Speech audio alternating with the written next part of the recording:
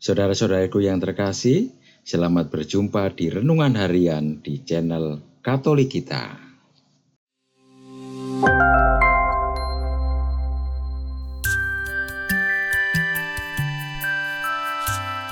Hari ini, Sabtu, 23 Agustus 2025, Pekan Biasa ke-20. Bacaan pertama. Bacaan diambil dari kitab Rut, bab 2, ayat 1 sampai dengan 3, dilanjutkan ayat 8 sampai dengan 11, dilanjutkan bab 4, ayat 13 sampai dengan 17. Naomi itu mempunyai seorang sanak dari pihak suaminya, seorang yang kaya raya dari kaum Elimelek, namanya Boas. Maka Rut, perempuan Moab itu, berkata kepada Naomi, "Biarkanlah aku pergi ke ladang, memungut bulir-bulir jelai di belakang orang yang murah hati kepadaku." Dan saut Naomi kepadanya, "Pergilah anakku." Pergilah ia, lalu sampai di ladang dan memungut jelai di belakang penyabit-penyabit. Kebetulan ia berada di tanah milik Boas, yang berasal dari kaum Elimelek. Sesudah itu berkatalah Boas kepada Rut, "Dengarlah dahulu anakku, tidak usah engkau pergi memungut jelai ke ladang lain, dan tidak usah juga engkau pergi dari sini. Tetapi tetaplah dekat pengerja-pengerja perempuan. Lihat saja ke ladang yang sedang disabit orang itu. Ikutilah perempuan-perempuan itu dari belakang. Sebab aku telah memesankan kepada pengerja-pengerja lelaki, jangan mengganggu engkau. Jika engkau haus, pergilah ke tempayan-tempayan dan minumlah air yang dicedok oleh pengerja-pengerja itu." Lalu sujudlah Rut menyembah dengan mukanya sampai ke tanah dan berkata kepadanya, "Mengapakah aku mendapat belas kasihan daripadamu sehingga Tuhan memperhatikan aku, padahal aku ini seorang asing?" Boas menjawab, "Telah dikabarkan orang kepadaku dengan lengkap segala sesuatu yang engkau lakukan kepada mertuamu sesudah suamimu mati, dan bagaimana engkau meninggalkan ibu bapamu dan tanah kelahiranmu, serta pergi kepada suatu bangsa yang dahulu tidak engkau kenal." Lalu Boas mengambil Rut dan perempuan itu menjadi istrinya, dan dihampirinyalah dia. Maka atas karunia Tuhan, perempuan itu mengandung, lalu melahirkan seorang anak laki-laki.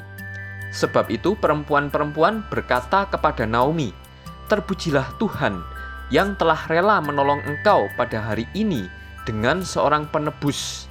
Termasyurlah kiranya nama anak itu di Israel, dan dialah yang akan menyegarkan jiwamu dan memelihara engkau pada waktu rambutmu telah putih. Sebab menantumu yang mengasihi engkau telah melahirkannya, perempuan yang lebih berharga bagimu dari 7 anak laki-laki." Dan Naomi mengambil anak itu, serta meletakkannya pada pangkuannya, dan dialah yang mengasuhnya. Dan tetangga-tetangga perempuan memberi nama kepada anak itu. Katanya, "Pada Naomi telah lahir seorang anak laki-laki." Lalu mereka menyebutkan namanya Obed. Dialah ayah Isai, ayah Daud. Demikianlah sabda Tuhan. Syukur kepada Allah. Bacaan Injil.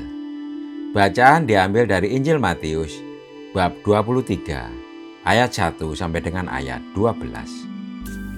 Sekali peristiwa, berkatalah Yesus kepada orang banyak dan kepada murid-muridnya, "Ahli-ahli Taurat dan orang-orang Farisi telah menduduki kursi Musa. Sebab itu, lakukanlah dan peliharalah segala sesuatu yang mereka ajarkan kepadamu. Tetapi jangan turuti perbuatan-perbuatan mereka, karena mereka mengajarkannya tetapi tidak melakukannya.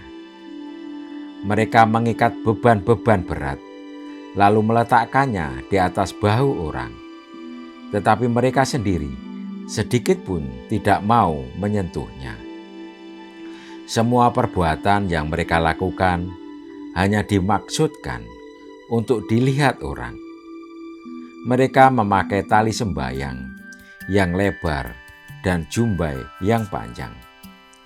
Mereka suka duduk di tempat terhormat dalam perjamuan dan di tempat terdepan di rumah ibadat.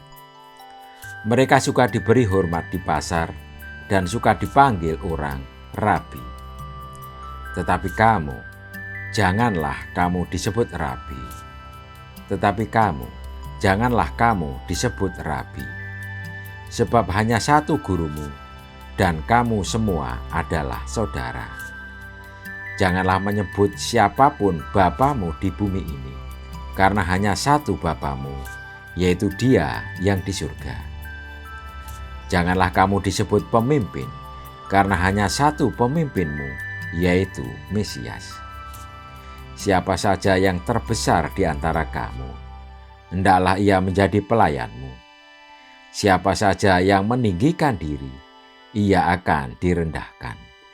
Dan siapa saja yang merendahkan diri, ia akan ditinggikan. Demikianlah sabda Tuhan. Terpujilah Kristus.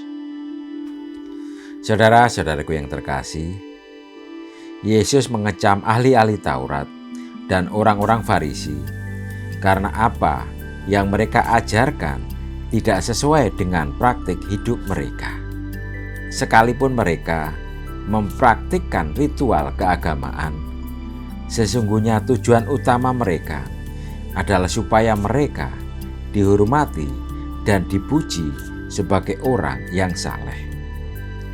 Mereka lupa tujuan utama dari ritual keagamaan mereka, yaitu untuk memuji dan menghormati Allah. Mereka menerapkan hukum dan aturan keagamaan bukan untuk membuat umat bersukacita, melainkan malahan menjadi beban bagi hidup umat. Yesus mengajarkan kepada kita untuk menjauhkan diri dari mentalitas ahli Taurat dan orang Farisi. Ia juga menambahkan bahwa rasa hormat terhadap Allah harus didasari dengan kerendahan hati. Kerendahan hati membuat kita terus belajar untuk mengenal Allah dan menjalankan kehendak-Nya. Semangat kerendahan hati akan menjadikan kita sebagai hamba yang dikasihi Allah, yang melayani Allah dan sesama tanpa memikirkan pujian dan penghormatan dari mereka yang kita layani. Kerendahan hati adalah dasar hidup kita sebagai murid Kristus. Dan tugas seorang murid pertama-tama adalah belajar dan menjalankan perintah guru agung kita. Apakah kita sudah menyadari identitas kita sebagai murid Kristus yang siap sedia untuk melayani sesama? Apakah kita telah mempraktikkan kerendahan hati seperti Kristus? Marilah kita berdoa. Tuhan, mampukanlah kami untuk bersikap rendah hati, sehingga dapat hidup dalam kasih dan dapat menginspirasi sesama untuk saling melayani. Amin. Saudara-saudaraku yang terkasih, terima kasih atas kebersamaannya di dalam renungan harian ini. Kita akan berjumpa kembali di renungan harian berikutnya. Berkah dalam.